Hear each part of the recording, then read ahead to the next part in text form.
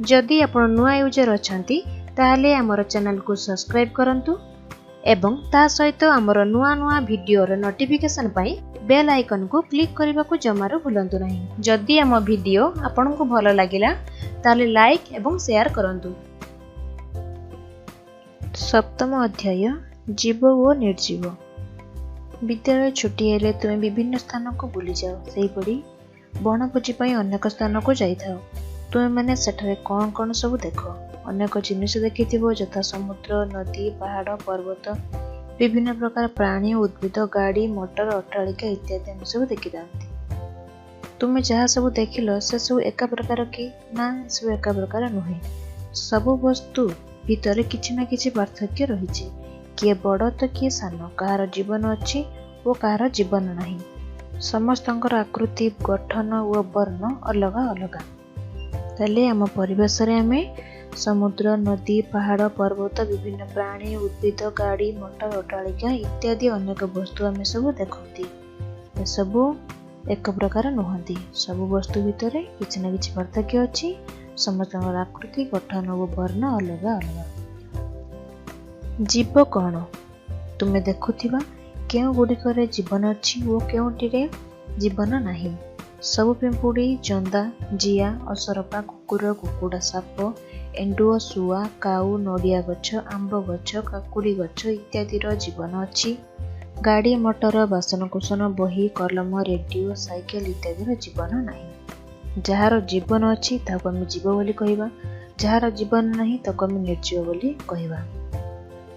जे माने छोटरू बड़ होउचंती, निश्वास प्रश्वास नहीं पारुचंती, से माने होउचंती जीव।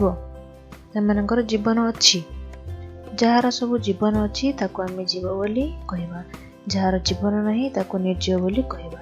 तुमे घरे देखुथिबा वस्तु गुड़िकर एक तालिका कर, सेमान मध्यरु केगुड़िक जीव और निर्जीव तार सारणी प्रस्तुत कर। बेले बेले जीव और निर्जीव सहजरे जानी हुए नहीं। जीव मानक पाखरे किछि विशेषत्व थाए जहा द्वारा सेमाने निर्जीव मानक ठारू संपूर्ण अलग होइथांती। घरे सब कौन देख? गाई, चौकी, टीवी, खट, कुकुर। तेले गाई एठी कौन? गाईठा होची जीव। चौकी निर्जीव, टीवी निर्जीव, खट निर्जीव, कुकुर जीव। बर्तमान को आमे किपरि जानिबा किए जीव किए निर्जीव? बेले बेले एते सहज जानी हुए नहीं। जीव मानकर किछि विशेषत्व थाए, से माने निर्जीव मानक ठारू संपूर्ण अलग होइथांती। जीवर चलन। जीव माने बंची रहिबा पई खाद्य, जल, वायु आवश्यक करंती। तो सेति पई सेमानकु गोटिए जगारु अन्य जगह जीवाको पड़िଥାଏ। किंतु अनेक उद्भिदक क्षेत्र में प्रत्यक्ष चलन देखा जाई नथाए। केतेक श्रेणी उद्भिद यथा शैवाल और बैक्टेरिया माने चलन करिथांती। एटा होची वायुमंडल, एटा होची गछर कांड, एटा होची माटी, एटा होची तार मूल। सेहीपरि उद्भिदर अंग यथा मूल माध्याकर्षण दिगरे माटी आड़कू और कांड आलोक दिगरे वायुमंडल को चलन करिथाए। तेल मूल माध्याकर्षण दिगरे माटी आड़कू, मूल सब माटी आड़कू, कांड आलोक दिगरे वायुमंडल को चलन करिथाए। ताले जीव माने बंचिबा पई खाद्य, जल और वायु आवश्यक करिथांती। जीव माने गोटे जगारु अन्य जगह गति करिथांती। उद्भिद मान क्षेत्र में प्रत्यक्ष चलन देखा जाई नथाय। किंतु केतेक श्रेणी उद्भिद यथा शैवाल और बैक्टेरिया माने चलन करिथांती। जीव खाद्य खाए। समस्त जीव बंची रहिबा पई खाद्य आवश्यक करंती। खाद्य जीवन को शक्ति प्रदान करने सह चलन और वृद्धि में साहाय्य करिଥାଏ। ताले सबु जीव माने खाद्य आवश्यक करिथांती। खाद्य हमको शक्ति प्रदान करिଥାଏ, चलन और वृद्धि में साहाय्य करिଥାଏ। तुम पई काम 2। किछि गुड़ नियो, ताको किछि समय पई बाहर पकाई दियो। कौन देखिल? खाद्य खाइबा पई पिंपुड़ी, जंदा आसी पहुंची जिवे। तुम विद्यालय को गला बेले कौन खाई आस? खेल छुट्टी बेले भोक लगे कि? मध्याह्न भोजन पर किपरि लगे? यही खाद्य तुमको शक्ति जोगाए। ଖାଦ୍ୟ ଜୀବଙ୍କୁ ଶକ୍ତି ପ୍ରଦାନ କରିବା ସହିତ ଚଳନ ଓ ବୃଦ୍ଧିରେ ମଧ୍ୟ ସାହାଯ୍ୟ କରିଥାଏ। ଜୀବର ବୃଦ୍ଧି। ଉଦ୍ଭିଦମାନେ ମାଟିରୁ ଜଳ ଓ ଖଣିଜ ଲବଣ ନେଇ ନିଜେ ନିଜ ଖାଦ୍ୟ ପ୍ରସ୍ତୁତ କରିଥାନ୍ତି। ହେଲେ ଉଦ୍ଭିଦମାନେ ନିଜେ ନିଜର ଖାଦ୍ୟ ପ୍ରସ୍ତୁତ କରନ୍ତି, କିନ୍ତୁ ପ୍ରାଣୀମାନେ ନିଜ ଖାଦ୍ୟ ପାଇଁ ଉଦ୍ଭିଦମାନଙ୍କ ଉପରେ ନିର୍ଭର କରି ରହିଥାନ୍ତି। ଆମେ ଖାଲି ଗଛ ଲଗାଇଦେଲେ ସେ ଫଳ ତ ଆପେ ଧରୁଛି, ତେଣୁ ଉଦ୍ଭିଦ ନିଜ ଖାଦ୍ୟ ନିଜେ ପ୍ରସ୍ତୁତ କରେ। ଉଦ୍ଭିଦର ବୃଦ୍ଧି ଦେଖ ଏଠି, ଏଇଟା ହେଉଛି ମାଟିରେ ମଞ୍ଜି ପଡ଼ିଲା, ଏଇଟା ଅଙ୍କୁରିତ ମୂଳ, ଟିକେ ଟିକେ ଗଜା ତାକ ବାହାରିଛି। ପୁଣି ଦେଖ ଏଠି ଅଙ୍କୁରିତ ମୂଳ, ଏଇଟା ଗଜା ଏଇଠି ବାହାରିଛି, ଏଇଟା ହେଉଛି ଅଙ୍କୁରିତ କାଣ୍ଡ। ତାହେଲେ ବୃଦ୍ଧିପ୍ରାପ୍ତ ଉଦ୍ଭିଦ ବଢ଼ିଗଲା, ଗଛ ଆମେ ମଞ୍ଜି ପକାଇଦେଲେ ବଢ଼ିକି ଉଦ୍ଭିଦରେ ପରିଣତ ହୋଇଗଲା। ତାହେଲେ କ'ଣ ଜାଣିଲେ? ଉଦ୍ଭିଦମାନେ ମାଟିରୁ ଜଳ ଓ ଖଣିଜ ଲବଣ ନେଇ ନିଜେ ନିଜ ଖାଦ୍ୟ ପ୍ରସ୍ତୁତ କରିଥାନ୍ତି, କିନ୍ତୁ ପ୍ରାଣୀମାନେ ନିଜ ଖାଦ୍ୟ ପାଇଁ ଉଦ୍ଭିଦମାନଙ୍କ ଉପରେ ନିର୍ଭର କରନ୍ତି। ତୁମ ପିଲାବେଳର ପୋଷାକ ଏବେ ତୁମେ ପିନ୍ଧିପାରିବ କି? ନା, ପିନ୍ଧିପାରିବା ନାହିଁ। ଏହି କେତେ ବର୍ଷ ମଧ୍ୟରେ ତୁମ ଶରୀରରେ ବୃଦ୍ଧି ହୋଇଛି।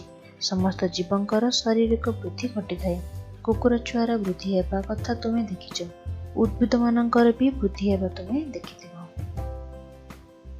ଜୀବର ଶୋଷଣ। ତୁମ ପାଇଁ କାମ 3। ଗୋଟିଏ ବୋତଲରେ କିଛି ସ୍ୱଚ୍ଛ ଚୂନ ପାଣି ନିଅ, ସେଥିରେ କିଛି ଭିଜା ଗଜାମୁଗ ନେଇ ଗୋଟିଏ କନାରେ ବାନ୍ଧି ଝୁଲାଇ ଦିଅ। କିଛି ସମୟ ଅପେକ୍ଷା କର, ଏହାପରେ ଲକ୍ଷ୍ୟ କର କ'ଣ ହେଉଛି। କିଛି ସମୟ ପରେ ବୋତଲରେ ଥିବା ସ୍ୱଚ୍ଛ ଚୂନ ପାଣି ଦୁଧିଆ ରଙ୍ଗ ହୋଇଯିବ। ଆମେ ପ୍ରଶ୍ୱାସ ଦ୍ୱାରା ବାୟୁ ଶରୀର ଭିତରକୁ ନେଉ, ସେଥିରେ ଥିବା ଅମ୍ଳଜାନକୁ ବ୍ୟବହାର କରି ପରେ ନିଶ୍ୱାସ ଦ୍ୱାରା ଅଙ୍ଗାରକାମ୍ଳ ଯୁକ୍ତ ବାୟୁକୁ ବାହାରକୁ ଛାଡ଼ୁ। ଏଇଟା ହେଉଛି ଗଜାମୁଗ, ଏଇଟା ହେଉଛି ଚୂନ ପାଣି, ଏଟା ଯାର ମଧ୍ୟରେ ତାକୁ ରଖିଦେଇଛନ୍ତି। ଏହି ନିଶ୍ୱାସ ପ୍ରଶ୍ୱାସ କରିବା ପ୍ରକ୍ରିୟାକୁ ଶ୍ୱାସକ୍ରିୟା କୁହାଯାଏ। ତାହେଲେ ନିଶ୍ୱାସ ପ୍ରଶ୍ୱାସ କରିବା ପ୍ରକ୍ରିୟାକୁ ଆମେ ଶ୍ୱାସକ୍ରିୟା କହୁ। ଶ୍ଵସନରେ ବାହାରୁଥିବା ଅଙ୍ଗାରକାମ୍ଳ ଚୂନ ପାଣିକୁ ଦୁଧିଆ ବର୍ଣ୍ଣ କରିଦିଏ। ଏହିପରି ସମସ୍ତ ଜୀବ ଶ୍ଵସନ କ୍ରିୟା କରନ୍ତି। ପ୍ରାଣୀମାନଙ୍କ ପରି ଉଦ୍ଭିଦମାନେ ମଧ୍ୟ ଶ୍ଵସନ କ୍ରିୟା କରନ୍ତି। ଗଜାମୁଗ ବଦଳରେ ଜିଆ କନାରେ ବାନ୍ଧି ପରୀକ୍ଷାଟି କର। କେତେ ସମୟ ପରେ ସ୍ୱଚ୍ଛ ଚୂନ ପାଣିର କି ପରିବର୍ତ୍ତନ ହେଉଛି ଲକ୍ଷ୍ୟ କର। ତାହେଲେ ସମସ୍ତେ ଜୀବ ଶ୍ଵସନ କ୍ରିୟା କରିଥାନ୍ତି।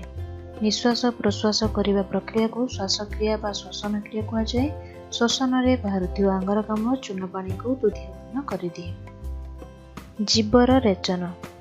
ସମସ୍ତ ଜୀବ ଖାଦ୍ୟ ଖାଆନ୍ତି।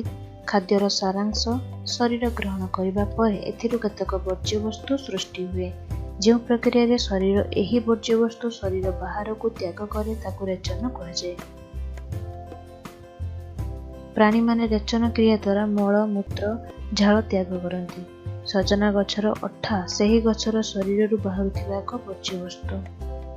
ତାହେଲେ ପ୍ରାଣୀମାନେ ଦେଖ ମଳ ମୂତ୍ର ଝାଳ ତ୍ୟାଗ କରୁଥିବା ତୁମେ ଦେଖିଛ। ସେପରି ଉଦ୍ଭିଦମାନଙ୍କର ରେଚନ ମଧ୍ୟ ହୋଇଥାଏ। ସଜନା ଗଛର ଅଠା ହେଉଛି ଗୋଟେ ବର୍ଜ୍ୟବସ୍ତୁ। ଜୀବମାନଙ୍କ ପ୍ରତିକ୍ରିୟା। ଖାଲି ପାଦରେ କଲାବେଳେ ଯଦି କଣ୍ଟା ଉପରେ ଆମ ପାଦ ପଡ଼ିଥାଏ ଆମେ କ'ଣ କରୁଛେ? ସେହିପରି ସୁଆଦିଆ ଖାଦ୍ୟ ବିଷୟରେ ଭାବିଲା ବେଳକୁ ଆମେ କ'ଣ ଅନୁଭବ କରୁ? ଏଭଳି ପାରିପାର୍ଶ୍ୱିକ ପରିବର୍ତ୍ତନରେ ଆମ ଶରୀରର ପ୍ରତିକ୍ରିୟା ଦେଖାଇଥାଏ। ହେଲେ ମନେ ରଖିବ, ପାରିପାର୍ଶ୍ୱିକ ପରିବର୍ତ୍ତନରେ ଆମ ଶରୀରର ପ୍ରତିକ୍ରିୟା ଦେଖାଇଥାଏ। ତୁମ ପାଇଁ କାମ 4। ତୁମ ବଗିଚାରେ ଥିବା ଗୋଟିଏ ଛୋଟିଆ ଗଛ ଉପରେ ଗୋଟିଏ ମାଟି ହାଣ୍ଡିକୁ ଘୋଡ଼ାଇ ଦିଅ ଓ ହାଣ୍ଡି ଦେହରେ ଗୋଟିଏ ପାଖକୁ ଛୋଟ କଣାଟିଏ କରିଦିଅ। କିଛି ଦିନ ଅପେକ୍ଷା କର, କ'ଣ ଦେଖିବ? ହାଣ୍ଡି ଭିତରୁ ଗଛଟି କଣା ହୋଇ ବାହାରକୁ ବାହାରିବ, କାରଣ ଗଛ ଆଲୋକ ପାଇବା ପାଇଁ ହାଣ୍ଡିର କଣା ମଧ୍ୟ ଦେଇ ପଦାକୁ ବାହାରିଲା। ସେହିପରି ସମସ୍ତ ଜୀବ ପ୍ରତିକ୍ରିୟା କରନ୍ତି। ଏଇଟା ହେଉଛି ସେ ହାଣ୍ଡି, ଏଇଟା ହେଉଛି ସେ କଣା, ଗଛଟା ଏଇପଟେ ବାହାରିଛି। ଏଇଟା ସୂର୍ଯ୍ୟ ଆଲୋକ ସେଇପଟେ ନେଉଛି। ତାହେଲେ ଏଇଟା ହେଲା ସୂର୍ଯ୍ୟ, ଆଉ ଏଇଟା ହେଲା ଆମର ବାୟୁମଣ୍ଡଳ। ସୂର୍ଯ୍ୟ ଆଲୋକ ଆଡ଼କୁ ଉଦ୍ଭିଦର ବୃଦ୍ଧି, ଦେଖ ସୂର୍ଯ୍ୟ ଆଲୋକ ଆଡ଼କୁ ସେ ଉଦ୍ଭିଦ ବୃଦ୍ଧି ହେଇକି ଚାଲୁଛି। ମାଟି ହାଣ୍ଡିର କଣା, ଏଇଟା ହେଉଛି ମାଟି ହାଣ୍ଡି। ହେଲା ଉଦ୍ଭିଦର ପ୍ରତିକ୍ରିୟା। ଜୀବମାନଙ୍କ ବଂଶବୃଦ୍ଧି। ତୁମେ ଜାଣିଥିବ କୁକୁଡ଼ା ଅଣ୍ଡା ଦିଏ। ସେହି ଅଣ୍ଡା ଫୁଟିବା ପରେ କୁକୁଡ଼ା ଛୁଆ ବାହାରେ। ବିଲେଇ କୁକୁର ଆଦି ପ୍ରାଣୀ ମଧ୍ୟ ଛୁଆ ଜନ୍ମ କରନ୍ତି। ଏହିପରି ସମସ୍ତ ଜୀବଙ୍କର ବଂଶବୃଦ୍ଧି ଘଟିଥାଏ। ପ୍ରାଣୀମାନେ ଭିନ୍ନ ଭିନ୍ନ ଉପାୟରେ ନିଜର ବଂଶବୃଦ୍ଧି କରିଥାନ୍ତି ଉଦ୍ଭିଦ ମାନେ ମଞ୍ଜି କିମ୍ବା ଗଛର ଅନ୍ୟ ଅଂଶକୁ ନିଜର ବଂଶ ବିସ୍ତାର କରିଥାନ୍ତି। ତୁମ ପାଇଁ କାମ 5। ଗୋଲାପ କିମ୍ବା ମନ୍ଦାର ଡାଳ ନିଅ, ସେଗୁଡ଼ିକୁ କାଟି ମାଟିରେ ପୋତି ଦିଅ। ମଝିରେ ମଝିରେ ପାଣି ଦିଅ। କିଛି ଦିନ ଅପେକ୍ଷା କର, ତୁମେ କ'ଣ ଦେଖିବ? ସେ ଡାଳରୁ ଚେର ବାହାରିଥିବ। ସେଗୁଡ଼ିକ ସବୁ ବଢ଼ି ନୂଆ ନୂଆ ଗଛ ହୋଇଥିବ। ତାହେଲେ ଉଦ୍ଭିଦର ବଂଶ ବିସ୍ତାର। ଅନେକ ଡାଳରୁ ଚେର ବାହାରିବା ଦେଖିବ। ସେଗୁଡ଼ିକ ବଢ଼ି ନୂଆ ଗଛ ସବୁ ହେବ। ମନ୍ଦାର ଗଛ, ଗୋଲାପ ଗଛ ଏସବୁ ଡାଳରୁ ଚେର ବାହାରିଥାଏ। ତେଣୁ ଡାଳକୁ ଭାଙ୍ଗି ଲଗାଇଦେଲେ ସେ ଗଛରେ ପୁଣି ପରିଣତ ହୋଇଯାଏ। ପ୍ରାଣୀମାନେ ଭିନ୍ନ ଭିନ୍ନ ଉପାୟରେ ନିଜର ବଂଶ ବୃଦ୍ଧି କରିଥାନ୍ତି। କିଏ ଅଣ୍ଡା ଦିଏ ତ କିଏ ଛୁଆ ଦେଇଥାଏ। ଉଦ୍ଭିଦମାନେ ମଞ୍ଜି କିମ୍ବା ଗଛର ଅନ୍ୟ ଅଂଶକୁ ନିଜର ବଂଶ ବିସ୍ତାର କରିଥାନ୍ତି। ଜୀବମାନଙ୍କର ଜୀବନ ଚକ୍ର ଥାଏ ଓ ତାହା 2ଟି ପର୍ଯ୍ୟାୟରେ ସମାପ୍ତ ହୁଏ। ପ୍ରଥମଟି ହେଲା ଅଙ୍ଗୀୟ ବୃଦ୍ଧିକାଳ ଓ ଦ୍ୱିତୀୟଟି ହେଲା ପ୍ରଜନନ ବୃଦ୍ଧିକାଳ। ତୁମେ ଦେଖିଥିବା ଜୀବ ଓ ନିର୍ଜୀବଙ୍କର ତାଲିକା କର। ସେମାନଙ୍କଠାରେ ଏହି ପ୍ରକ୍ରିୟା ଗୁଡ଼ିକ ହେଉଛି କି ନାହିଁ ଏହି ସାରଣୀ କରି ତୁମେ ଖାତାରେ ଲେଖ। ନାମ ହେଉଛି ବିଲେଇ, କାଠବାକ୍ସ, ଚଳନ, ବୃଦ୍ଧି, ଖାଦ୍ୟ ଗ୍ରହଣ, ଶ୍ୱାସକ୍ରିୟା, ରେଚନ, ବଂଶ ବୃଦ୍ଧି ଆଉ ପ୍ରତିକ୍ରିୟା। ରେଳଗାଡ଼ି, ଗଛ, ଆମ୍ବ ଗଛ ଚଳନ ହୁଏ, ବୃଦ୍ଧି ହୁଏ, ଖାଦ୍ୟ ଗ୍ରହଣ କରେ, ଶ୍ୱାସକ୍ରିୟା କରେ, ରେଚନ କରେ, ବଂଶ ବୃଦ୍ଧି କରେ, ପ୍ରତିକ୍ରିୟା ମଧ୍ୟ କରେ। ରେଳଗାଡ଼ି ଚଳନ କରେ, ବୃଦ୍ଧି ହୁଏ ନାହିଁ, ଖାଦ୍ୟ ଖାଏ ନାହିଁ, ଶ୍ୱାସକ୍ରିୟା କରେ ନାହିଁ, ରେଚନ କରେ ନାହିଁ, ବଂଶ ବୃଦ୍ଧି କରେ ନାହିଁ, ପ୍ରତିକ୍ରିୟା କରେ ନାହିଁ। କାଠବାକ୍ସ ଚଳନ ନୁହେଁ, ବୃଦ୍ଧି ମଧ୍ୟ ହୁଏ ନାହିଁ, ଖାଦ୍ୟ ମଧ୍ୟ ଗ୍ରହଣ କରେ ନାହିଁ, ଶ୍ୱାସକ୍ରିୟା ମଧ୍ୟ କରେ ନାହିଁ, ରେଚନ ମଧ୍ୟ କରେ ନାହିଁ, ବଂଶ ବୃଦ୍ଧି ମଧ୍ୟ କରେ ନାହିଁ, ପ୍ରତିକ୍ରିୟା ମଧ୍ୟ କରେ ନାହିଁ, ଯେହେତୁ ଏ ନିର୍ଜୀବ। ବିଲେଇ ଚଳନ କରେ, ବୃଦ୍ଧି ହୁଏ, ଖାଦ୍ୟ ଗ୍ରହଣ କରେ, ଶ୍ୱାସକ୍ରିୟା କରେ, ରେଚନ କରେ, ବଂଶ ବୃଦ୍ଧି କରେ, ପ୍ରତିକ୍ରିୟା ମଧ୍ୟ କରିଥାଏ। ହେଲେ ଆମ ଚାରିପାଖରେ ଥିବା ଜିନିଷମାନଙ୍କ ମଧ୍ୟରେ କେତେକ ସଜୀବ ଓ ନିର୍ଜୀବ ଥାନ୍ତି। ଜୀବ ନିଜର ଆବଶ୍ୟକତା ପୂରଣ ପାଇଁ ଚଳନ କରିଥାଏ। ଜୀବମାନଙ୍କର ବୃଦ୍ଧି ହୋଇଥାଏ। ଶ୍ୱସନ ପ୍ରକ୍ରିୟାରେ ଜୀବ ତାର ଶରୀର ଭିତରକୁ ବାୟୁରେ ଥିବା ଅମ୍ଳଜାନ ନେଇ ଅଙ୍ଗାରକାମ୍ଳ ତ୍ୟାଗ କରେ। ରେଚନ ପ୍ରକ୍ରିୟା ଦ୍ୱାରା ଜୀବ ଶରୀରରୁ ବର୍ଜ୍ୟବସ୍ତୁ ନିଷ୍କାସନ କରିଥାଏ। ଜୀବମାନେ ଉଦ୍ଦୀପନାରେ ପ୍ରତିକ୍ରିୟା କରନ୍ତି। ଜୀବ ନିଜର ବଂଶ ବିସ୍ତାର ବିଭିନ୍ନ ଉପାୟରେ କରିଥାଏ। ଅଭ୍ୟାସ 1 ନମ୍ବର, ପଥର ଖଣ୍ଡ ଓ ବିଲେଇ ମଧ୍ୟରେ ଥିବା 3ଟି ପାର୍ଥକ୍ୟ ଲେଖ।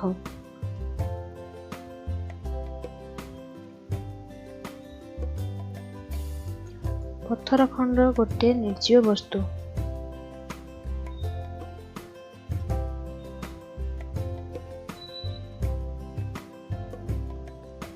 ମାତ୍ର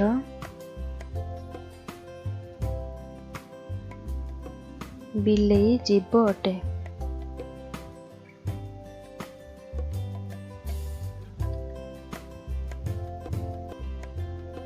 ପଥର ଖାଦ୍ୟ, ଜଳ, ବାୟୁ ଆବଶ୍ୟକ କରେ ନାହିଁ।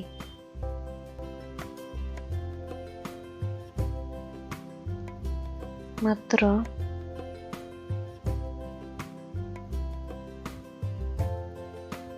ବିଲେଇର ଖାଦ୍ୟ, ଜଳ, ବାୟୁ ଆବଶ୍ୟକ ହୁଏ।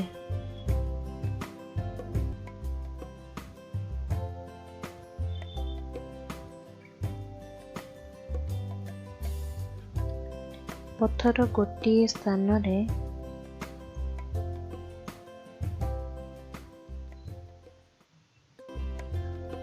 ପଡ଼ି ରହିଥିବା ବେଳେ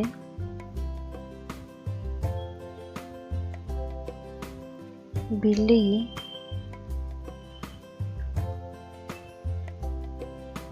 ଚାରିଆଡ଼େ ଗତି କରିପାରେ।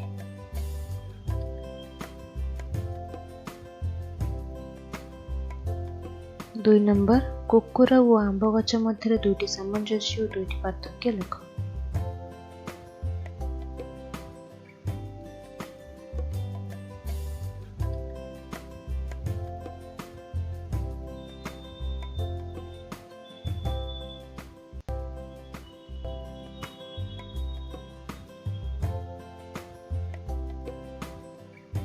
ସାମଞ୍ଜସ୍ୟ।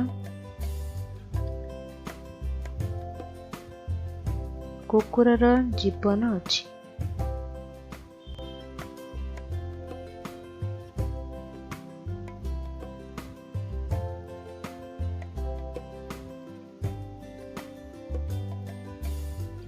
ଆମ୍ବ ଗଛର ଜୀବନ ଅଛି।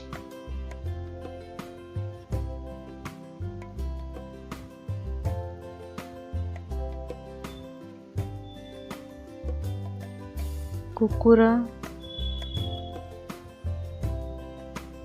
ଖାଦ୍ୟ ଗ୍ରହଣ, ଶ୍ୱାସକ୍ରିୟା,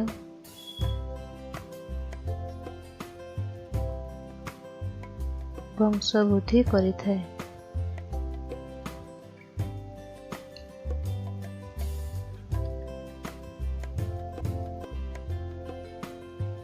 ଆମ୍ବ ଗଛ ଖାଦ୍ୟ ଗ୍ରହଣ, ଶ୍ୱାସକ୍ରିୟା, ବଂଶବୃଦ୍ଧି କରିଥାଏ।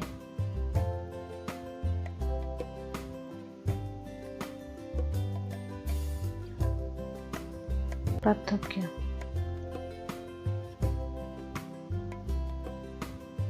କୁକୁର ଗୋଟିଏ ଜୀବ ଅଟେ।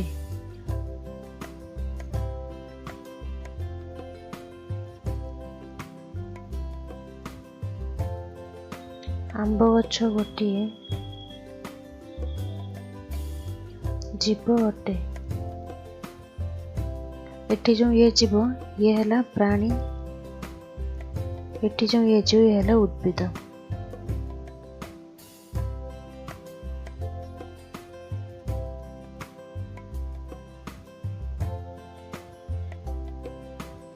କୁକୁର ଠାରେ ପ୍ରତ୍ୟକ୍ଷ ଚଳନ ଦେଖାଯାଏ।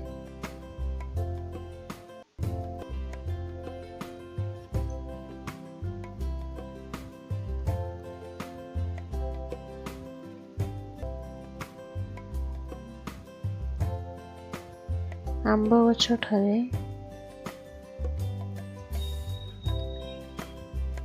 ପ୍ରତ୍ୟକ୍ଷ ଚଳନ ଦେଖାଯାଇ ନଥାଏ।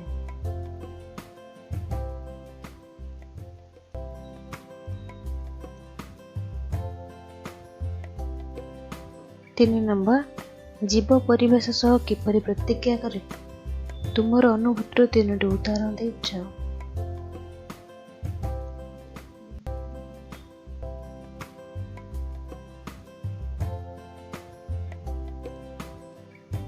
ଗୋଟିଏ ଛୋଟିଆ ଗଛ ଉପରେ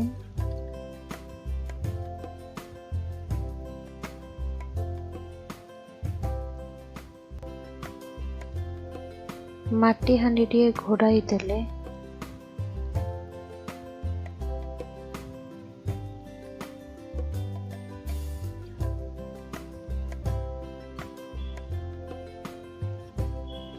ହାଣ୍ଡିରେ ଗୋଟିଏ କଣା କଲେ ଗଛଟି କଣା ଦେଇ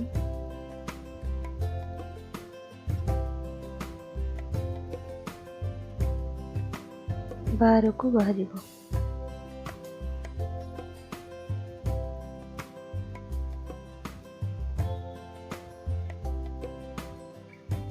ଗଛ ଆଲୋକ ପାଇବା ପାଇଁ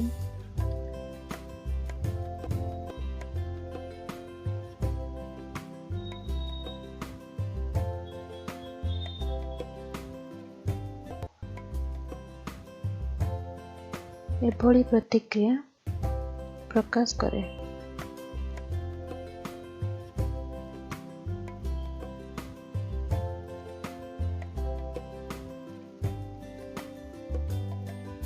ଖାଲି ପାଦରେ ଗଲାବେଳେ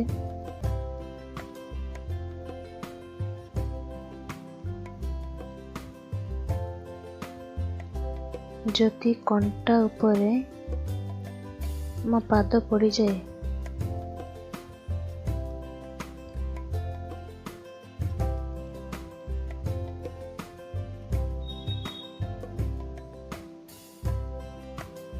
ତେବେ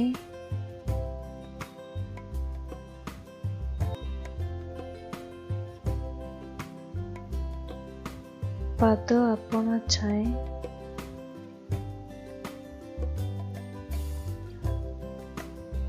ଉପରକୁ ଉଠିଯାଏ।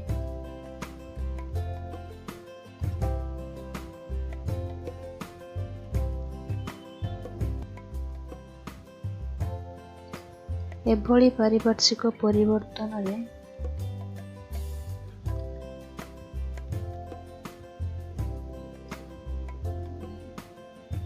ଆମ ଶରୀର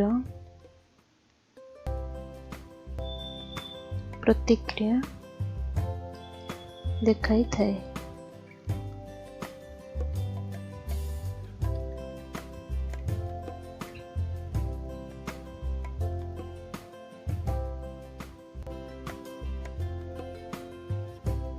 ଆମେ ସୁଆଦିଆ ଖାଦ୍ୟ ବିଷୟରେ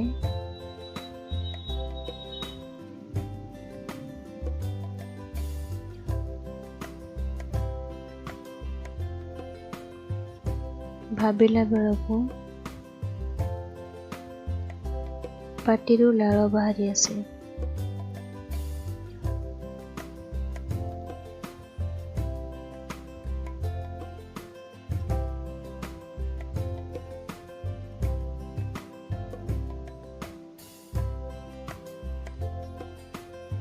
ଏହି ସବୁ ପାରିପାର୍ଶ୍ବିକ ପରିବର୍ତ୍ତନରେ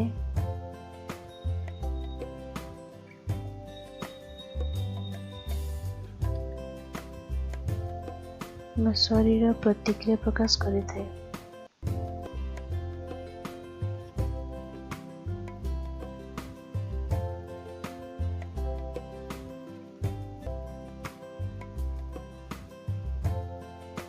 ଚାରି ନମ୍ବର, ନିଆଁ ଯିବ କି? ତୁମ ଉତ୍ତରର ଯଥାର୍ଥତା ବୁଝାଅ।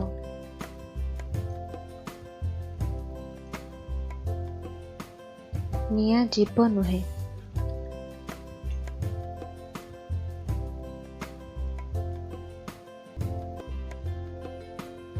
କାରଣ ନିଆଁର ବଂଶବୃଦ୍ଧି,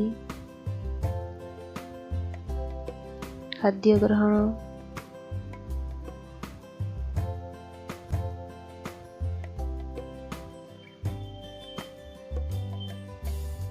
ରେଚନ ଆଦି ହୁଏ ନାହିଁ।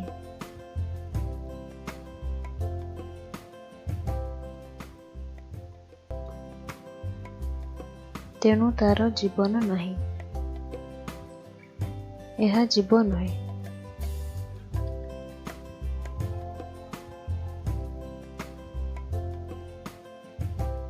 ପାଞ୍ଚ ନମ୍ବର, ଶିଉଳି ଯିବ କି? ନିର୍ଜୀବ ଯୁକ୍ତି ଦ୍ୱାରା ବୁଝାଅ।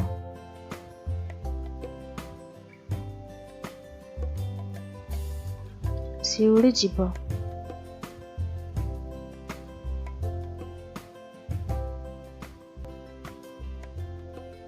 କାରଣ ଏହାର ବୃଦ୍ଧି, ଖାଦ୍ୟ ଗ୍ରହଣ, ଶ୍ୱାସକ୍ରିୟା, ରେଚନ,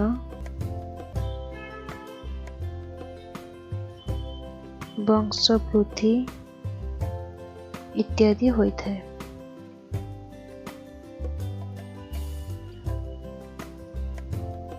ତେଣୁ ଏହା ଜୀବ।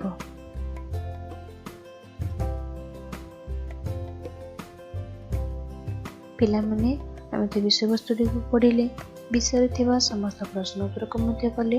ଏବେ ତୁମେମାନେ ଭିଡ଼ିଓଟିକୁ ବାରମ୍ବାର ଦେଖିବ, ପ୍ରଶ୍ନ ଉତ୍ତରକୁ ସବୁ ଭଲ ଭାବରେ ଅଭ୍ୟାସ କରିବ। ୟୁଜର ଅଛନ୍ତି ତାହେଲେ ଆମର ଚ୍ୟାନେଲକୁ ସବସ୍କ୍ରାଇବ୍ କରନ୍ତୁ ଏବଂ ତା ସହିତ ଆମର ବେଲ୍ ଆଇକନକୁ କ୍ଲିକ୍ କରନ୍ତୁ।